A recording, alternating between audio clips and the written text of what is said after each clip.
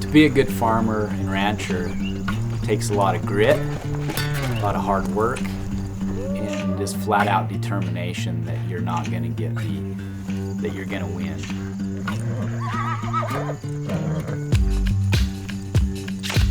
And you win life on a daily basis. Because there's days that it's tough, that it's difficult. And so for the farmer and rancher, every day has to be a win because their livelihood and their family depend on it.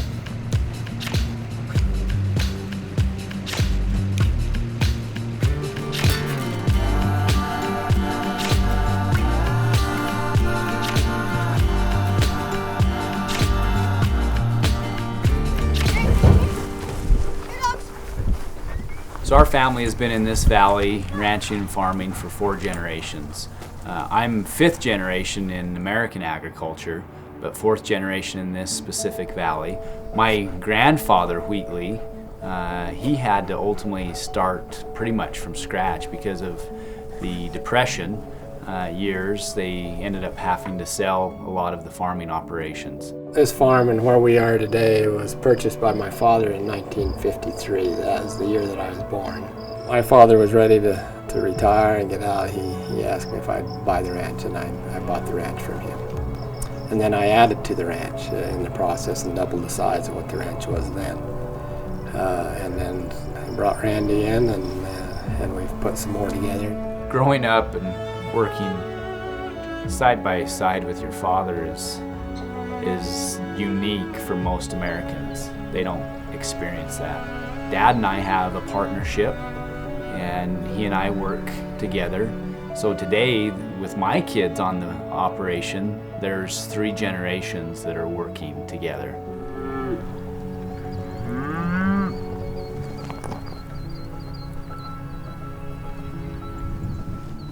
I grew up with my grandfather, Wheatley, and Dad, teaching me how to ride and to work cattle and understand how to read them so that you worked them properly, you didn't stir the herd, and being able to spend time on a horse in this type of country, God's country, that is, you can't put a price tag on it. Creates a lot of good memories, and I wouldn't trade it for the world.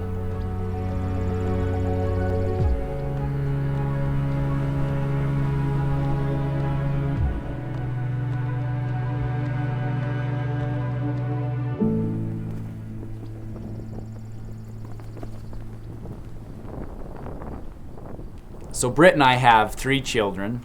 Our oldest is our daughter Jackson. Our second child is our son Hatcher.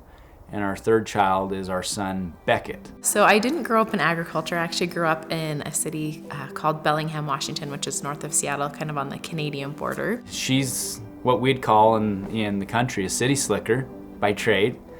And she has embraced the country. So moving from the city to the country was definitely an adjustment. Like going to get groceries and things, you drive 30 minutes to get groceries and whatnot, and not having neighbors close, is all an adjustment. But as I transitioned, I just began to fall in love with it. This lifestyle has taught our kids about hard work, and I also think it's taught them about joy. And really what brings you joy isn't materialistic things, but being together, making memories, working together. That's probably the thing that I love most about it. So our son Hatcher was born with a heart condition known as hypoplastic left heart. And because of that condition, he's had to undergo 4 open heart surgeries. And so from his health perspective, we have to have insurance that can help in making sure that his health care needs are taken care of. Through all of the things that he's been through, it's actually been super beautiful for our family, although I wouldn't wish it upon anybody. It has made us super close, and we have fun traditions and crazy things that we do that we probably wouldn't because of him. I went through a whole phase where we didn't think he was going to make it, and so I was like, every day we were having dessert for breakfast and just doing all of these crazy things. But in hindsight, I'm super grateful for it because it really made us enjoy each moment together. She always tells me I've got 2 full-time jobs. And really I do. I start my day in agriculture. I end my day in agriculture. And in the in-between, I'm banking. If I could tell you about Randy, I would tell you that he's probably the hardest working man I know, that he is loyal, and that he loves us fiercely, and he would do anything for us to provide for us and to make sure that we have the quality of life that we deserve. The reason I continue to have essentially 2 jobs, one in ranching and one in the banking industry, one, I can't leave agriculture. I can't leave ranching. It's so ingrained in me that without it, I probably would feel lost. And because of that, I spend my time making sure I try to take care of both of them.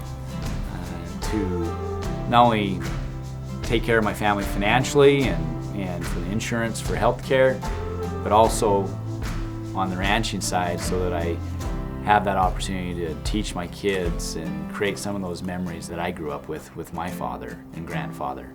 Because Randy is, this is a generational thing and this is his passion and what he loves, there is a little bit of pressure involved with carrying on the legacy and the family tradition. And especially for our family where we have Hatcher and we have immense medical expenses and needs, to have independent insurance and to be on a year that is really great, then that's wonderful. But there are also years that it's not so great, and maybe the cattle market's down, or we had drought, or whatever those variables may be. So our family, would probably love to do this full time, but because of circumstances, we have to balance, and that does make things more complicated.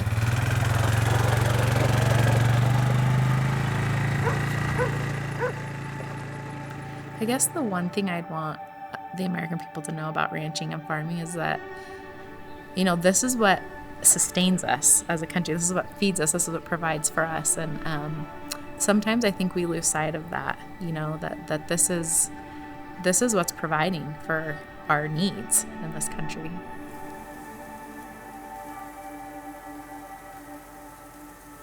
Strawberries. Oh! A dirty finger. You got caught. We'll do that for time.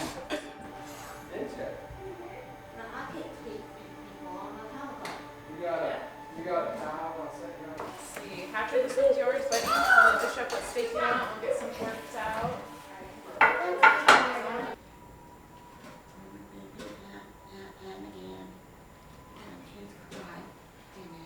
Amen. Okay, grab your plate. Chopped it. Still tastes good, huh? Yep. It tastes good. Yeah. Farmers are some of the most stand-up, humble people that you'll meet in your life. They shoulder and take risk daily for the benefit of others. Well, I would say family means everything to me, honestly. I wouldn't want to do this with anybody else than our little network we've got here. And, it's kind of beautiful how God has given us this group of people that genuinely cares about each other and will fight for each other and wants what's best for each other. And it just really means love and support. And I hope that, my kids will always know that this is a safe place to fall, no matter what they choose or what direction they choose to go, whether that's agriculture or not. Like, we're always here with open arms and we'll support them on their journey. I guess I hope my legacy will be that I developed relationships that were lasting, that I built memories that my children and family will cherish for years, that I taught my family what hard work is, that sometimes you have to roll up your sleeves and you have to go to work, and it's not easy, but it's worth it. I want my legacy to be humble and recognize the hand of God in their lives. That it's a blessing to do what we do and to do it together, and for them to understand those things and have them ingrained in them so that they can pass that on to that next generation.